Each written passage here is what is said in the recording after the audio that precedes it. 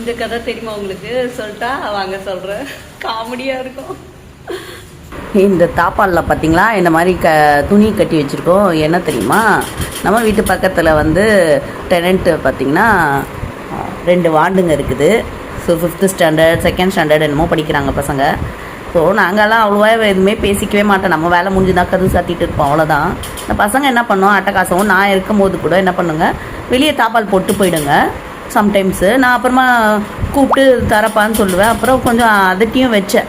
அப்புறமா அந்த மாதிரி பண்ணலை. அதுக்கப்புறம் நான் வந்து சென்னை போயிட்டேன்னா தொத்தா வந்து இருக்கும்போது என்ன ஆச்சு, நைட் இத்தனைக்கும் சாய் அப்போ தான் ஷிஃப்ட் முடிச்சுட்டு வந்தான்.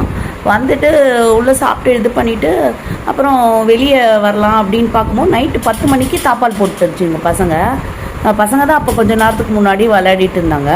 தாப்பால் போட்டோன்னே காத்தால வேறு ஷிஃப்ட், அவன் மார்னிங் 5:30 கிளம்பி போனோம். பட் தாப்பால் போட்டாங்க. அவங்க கூப்பிட்டு பார்க்குறாங்க. அப்புறம் அவங்க ஃபோன் நம்பர் இருக்குது, அந்த ஃபோன் நம்பர் பண்ணால் கூட எடுக்கவே இல்லை அவங்க.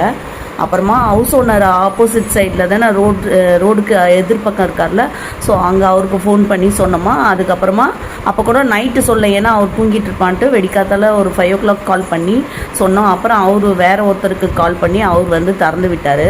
ஸோ இந்த மாதிரி தாங்க நடக்குது அட்டகாசம்.